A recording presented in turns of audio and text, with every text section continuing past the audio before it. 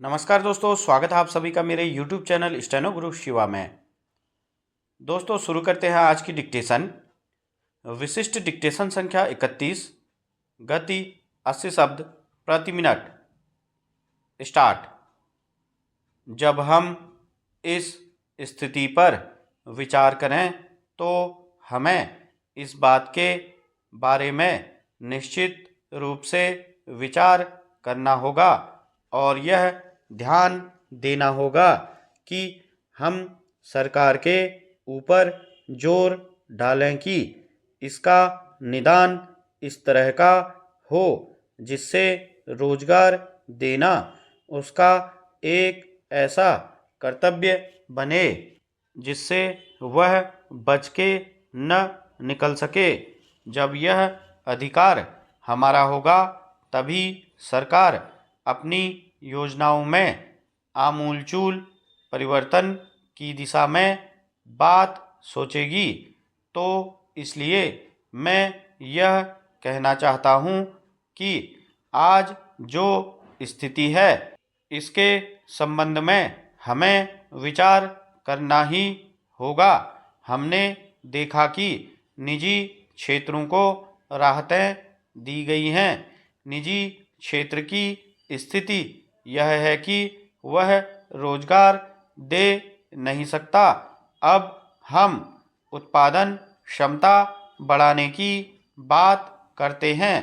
उसके संबंध में जो सर्वेक्षण हुआ, आर्थिक सर्वेक्षण हुआ, उसके अनुसार जितनी उत्पादन क्षमता बढ़ती है, उत्पादन बढ़ता है, सुधार होते हैं, उनका परिणाम यह होता है कि जो लोग काम में लगे हुए हैं उनके लिए तमाम सुविधाएं हो जाती हैं, उनके लिए आराम हो जाता है।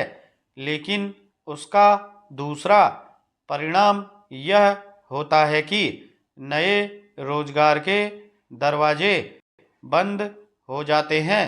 यह जो आर्थिक समीक्षा है इस पर हमें सही दिशा में सोचना पड़ेगा और हमें अब यह मानना पड़ेगा कि अब हम इस स्थिति में आ गए हैं कि जो मूलभूत अधिकार हमें संविधान द्वारा दिए गए हैं उन पर हम दूसरी तरह से नज़र डालें।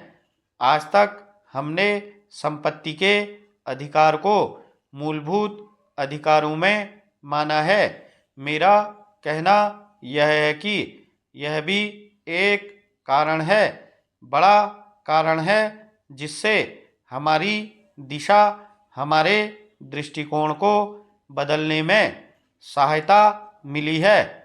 यह जो आज़ादी हमारी आई है, हमारे देश में आई है, सभापति महोदय, यह सही है कि इस आज़ादी के लिए बहुत भारी बलिदान किए गए, लोगों ने बहुत कुर्बानियाँ दी, बहुत संघर्ष किए और उसके बाद हमें आज़ादी मिली है।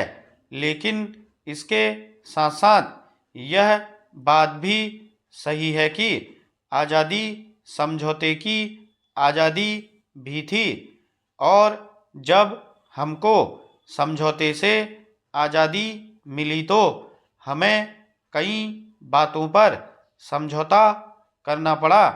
जो संपत्ति का अधिकार हमें मिला वह उस समझौते में से एक है।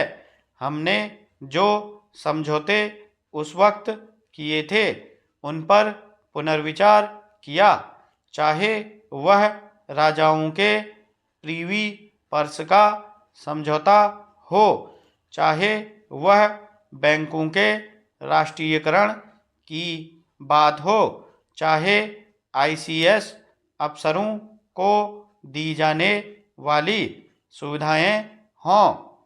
इन सवालों पर हमने पुनर्विचार किया है और पुनर्विचार के बाद हमने उन सुविधाओं को वापस लिया है। इसी तरह से संपत्ति का अधिकार है, जिसको अक्षुण्ण रखने के लिए सरकार ने इजाज़त दी है, परंतु जब सरकार उसके बारे में कानून बनाती है तो उसमें इस तरह की स्वतंत्रता नहीं होती और कहा जाता है कि हमारे मूलभूत अधिकारों का हनन किया जा रहा है।